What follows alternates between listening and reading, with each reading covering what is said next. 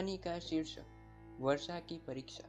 एक सुंदर गांव में जहां आसमान धरती से मिलता था, यहां एक बुद्धिमान किसान रामू रहता था। उसके द्वारा जाली सोच और तत्वबद्ध निर्णयों के कारण गांव के लोग उसे सम्मान के साथ देखते थे। एक साल की सबसे महत्वपूर्ण घटना वर्षा का आगमन था।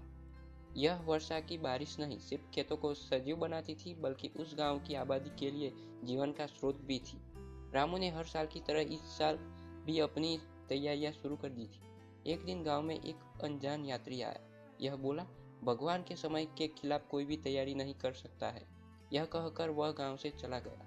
रामू ने इस बात को ध्यान में रखा, पर वह उस पर ज्यादा ध्यान नहीं दिया। वह तो अपनी तैयारी में जुटा और बारिश के आगमन का समय आया, परंतु बारिश नहीं आई।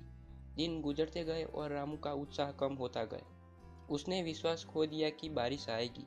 वह कह के गांव के लोग उस पर हंसते और उसके सपनों को ठुकराते। बारिश के लिए प्रतीक्षा करते करते एक दिन अचानक बारिश शुरू हो गई।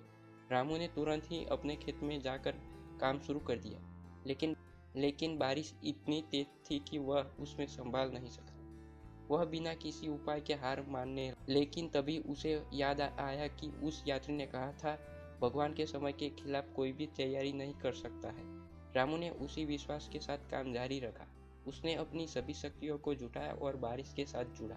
कुछ दिनों बाद अचानक से बारिश रुक गई, लेकिन रामू ने अपनी तैयारियों को बदलने का समय मिला और उसने खेतों को सजाने का काम शुरू किया। विश्वास के साथ काम करने और संघर्ष के बाद रामू के खेत फिर से हरे भरे हो गए। गांव के लोग हैरान थे और रामू को उनकी आंखों में सम्मान के साथ देखा। इस कहानी से हमें यह सीखने को मिलता है कि समय पर तैयारी करना और उसमें आत्मविश्वास बनाए रखना किसानों के लिए कितना महत्वपूर्ण होता है।